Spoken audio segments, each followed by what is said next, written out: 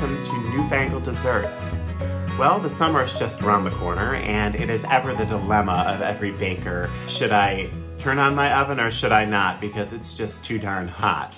Well, the good news is there are plenty of fantastic baking recipes out there where you don't have to heat up your oven, including the recipe I'm going to make for you today. I have a bit of good news for you that I'd like to share. I recently was hired as a prep kitchen culinary assistant for the magazine Taste of Home at their headquarters based here in Milwaukee. I'm very excited to be a part of that team, and I'm going to make for you today a actual Taste of Home recipe, which is their key lime cream pie. The best thing about this recipe is you don't need to heat up your oven, even for the crust. It's all made very simply, comes together very quickly, and then you just pop it right into your refrigerator to chill and set. It's perfect for a summer gathering or just to enjoy all by yourself with your loved ones. So without further ado, let's get into making this key lime cream pie, shall we? All right, first things first, of course, we're going to start with the crust for our key lime pie. I am using a 10-inch pie plate. The recipe does ask for a 9-inch. So either way, you can't lose. The reason I'm opting to use a 10-inch today is because by the picture on the recipe, it looks like a pretty tall pie. I'm not opposed to a tall pie. I just want to spread it out a little bit more. We are starting with some pecan shortbread cookies, very similar to the Keebler pecan sandies that you see in the grocery store, anything like that. I actually had some homemade pecan shortbread cookies that I had made myself, and so I'm going to use these today. Do not feel pressured if you don't have homemade ones, that is perfectly fine. I am just putting these all right into my food processor here, and I'm going to pulse these a few times until they form pretty uniform fine crumbs. This looks great. So now I'm going to add my butter, which I have melted. Just drizzle that over the top of the crumbs here in your food processor. And pulse it some more to combine.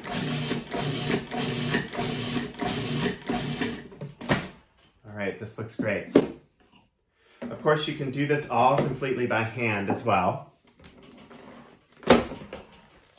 And then dump this out into your pie plate. This is actually quite a thin crust.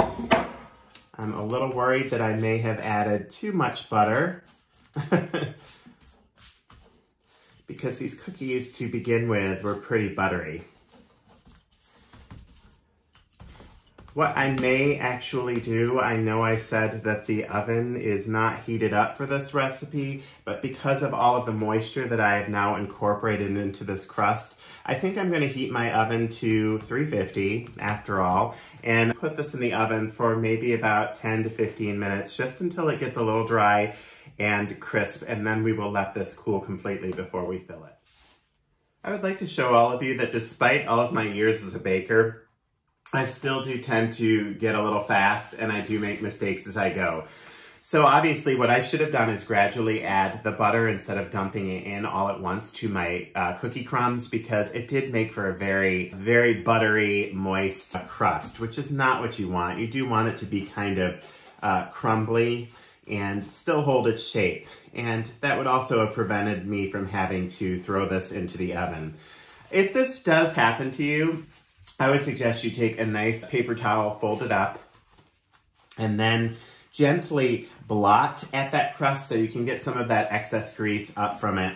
And as you're doing so, just kind of carefully press it into the sides of your pan. If it does start to show some holes in the bottom, you can always take your fingers and just pat it back over.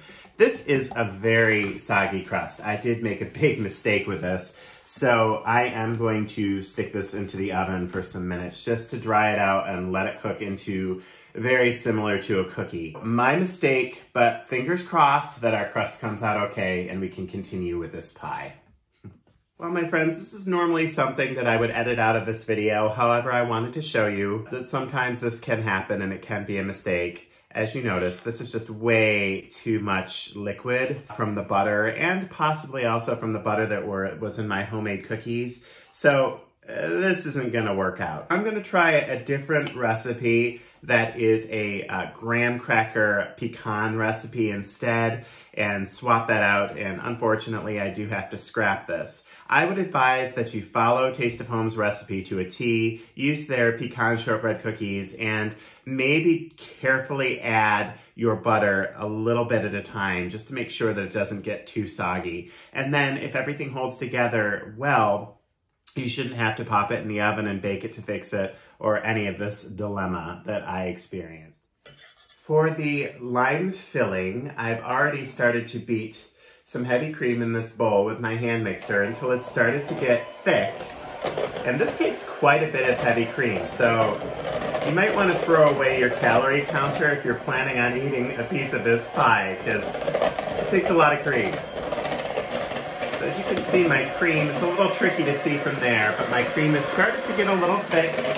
I'm going to turn my hand mixer off, add some confectioner's sugar, and then for a little bit of a tropical flavor, I'm going to add some coconut extract. And now I'm going to whip this until this entire mixture comes to stiff peaks.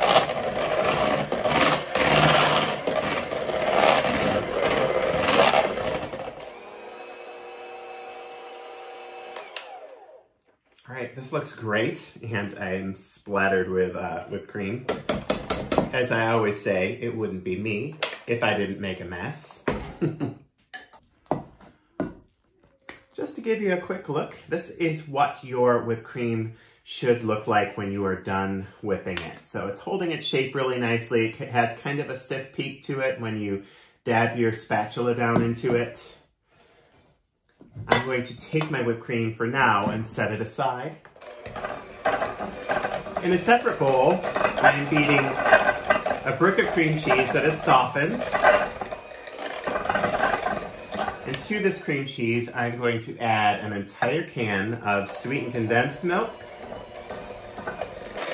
What I love about this recipe is that it really lightens everything up with the addition of the whipped cream. And probably makes it taste a lot lighter than it actually is calorie-wise. But hey, you gotta indulge once in a while, right?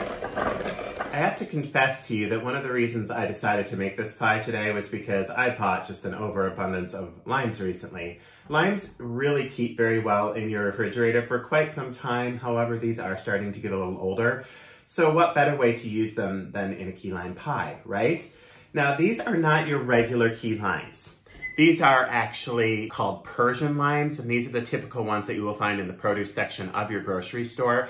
These are perfectly fine in a key lime pie, so you don't need to get too particular in terms of what limes or lime juice you use in this recipe, just because it is called key lime cream pie. I have a little funny story to share with you about key limes, however. Key limes are much smaller than Persian limes, very small. And one time I actually did decide to make an authentic key lime pie, but one big mistake I made, I was juicing all of these very small little limes, and I had to have quite a significant amount of juice. I want to say about a cup. It was a lot of key lime juice. It took me forever to juice those limes, but I had it balanced on the edge of my kitchen sink. Foolish. And at one point, just so close to the finish line, I accidentally hit my measuring cup and spilled it all into the sink. So make sure that you put your measuring cup in a pretty well-balanced area if you are using key limes, because believe me, you're putting a lot of blood, sweat, and tears into juicing all of those tiny little limes, which are so good, and you don't want the same dilemma to happen. So this recipe does not call specifically for lime zest. I'm going to add some lime zest because I really like that lime flavor that you get from the zest.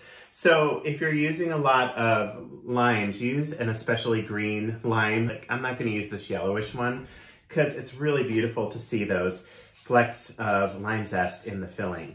I'm going to go ahead and use my microplane grater here and grate my zest right into the filling. When you're using citrus fruits, so much of the wonderful citrus flavor, whether it's a lemon, an orange, or a lime, comes from that zest. Don't discard it, use it, and make sure when you are grating it, you'll notice I'm being rather light as I go over this. I'm not digging into this because you don't want this bitter, it's called pith, that is right underneath that color there. I think probably 1 lime is fine. I'm gonna save some of these other greener ones for my decoration at the end, so I don't really wanna zest those. Now that I have zested this one and it's really not as pretty anymore, I'm going to go ahead and cut it and save that for my juice that I need for my filling. I'm also going to cut my yellowish looking lime here, which is probably aging a little bit. I need just a little bit of juice for this recipe. Because of copyright law, I do not like to give out exact measurements in these videos, but I always do provide a link to the recipe below. So you can always see what the exact amounts are to make your own in that link. But make sure you follow that link because you're going to want to make this pie. I always want to pay homage to the original author of these recipes. They are not my recipes. I'm not quite to the point of developing my own, but maybe with a little more practice and a little more time, I will be there. But right now, no, I am making these recipes for you from these trusted and wonderful cookbook authors and magazines like Taste of Home. And I'm very happy to give them the credit for it. Add this juice right into my filling and let's mix it together. I love lime. I think it is probably my favorite citrus fruit. I do love lemon too, though. Citrus is just, honestly, so good.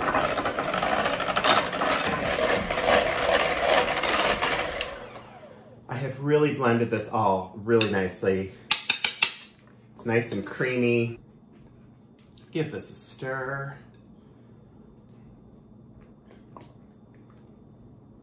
As one of my baking and cooking idols, Ina Garten would say, I have cleared the decks, I have all that I need right in front of me now, got rid of everything else. It's always nice to clean as you go. And I'm going to add a little of this whipped cream mixture into this mixture to lighten it and put it before we put it into the crust.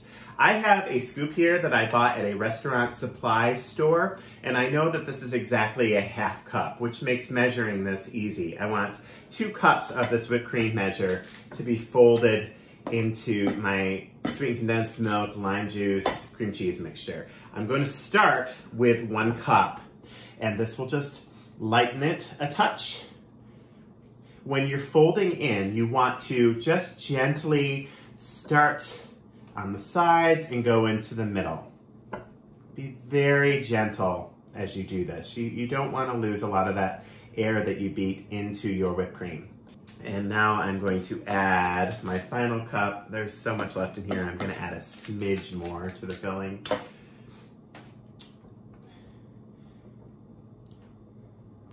Just gently fold that in. Sometimes I turn the bowl as I fold as well.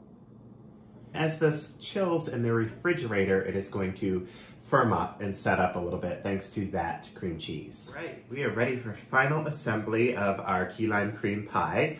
I have a graham pecan nut crust here that I did pre-bake. This is kind of my rescue crust. Now I'm going to take my filling and I'm going to put this right inside of my crust, which is nice and chilled, cooled completely.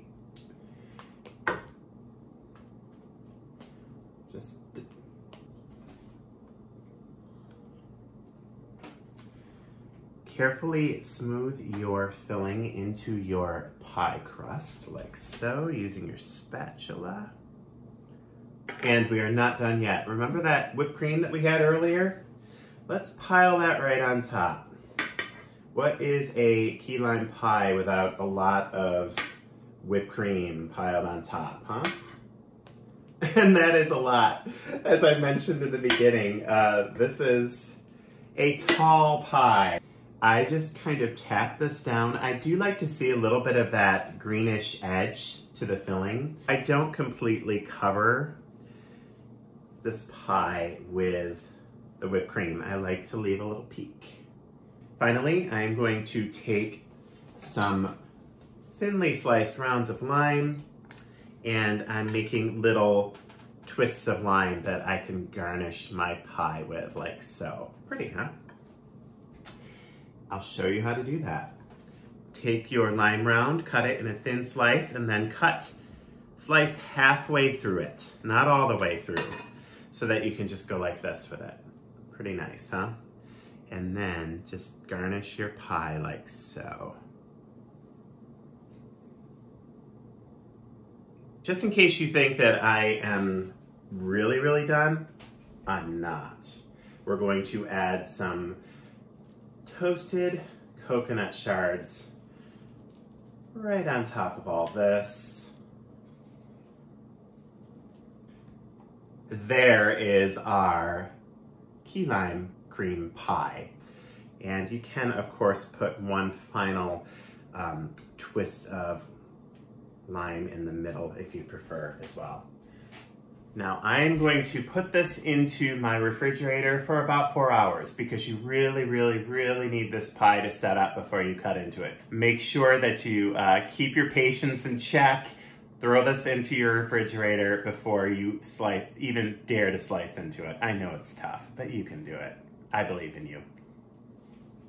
If you love lime or any kind of citrus dessert, I guarantee you are absolutely gonna love this key lime cream pie from Taste of Home. I want to give a special shout out to Shirley Rickus of Florida, who is the original creator of this recipe and sent it to Taste of Home. I also want to thank Taste of Home for inviting me into the fold. You're a fantastic team, and I'm so proud and so excited to be a part of you right now. So thank you so much. And I also want to give a quick shout out to Chris Taylor and Paul Arguin, who wrote the book, The New Pie. This recipe is not from this book. However, they have such fantastic recipes in here, so much fun. It's really worth checking out, including the pecan-graham crust, which I made as a lifesaver today after I kind of fudged up the first one. This is worth checking out. I will post a link to this book below, and I will also post a link to Taste of Home's key lime cream pie recipes. Make sure that you check that out, make your own today. And if you enjoy the Newfangled Desserts baking videos, as always, please be sure to subscribe. And if you want to keep on top of whenever a new video is released, I do believe you need to hit the little bell so you get a notification in your email every time I upload a new video. Additionally, you can follow Newfangled Desserts on social media. Newfangled Desserts is on Facebook and also on Instagram, so make sure you check me out there. All right, thanks everyone. Hope you have a wonderful start to your summer, and until next time, happy baking.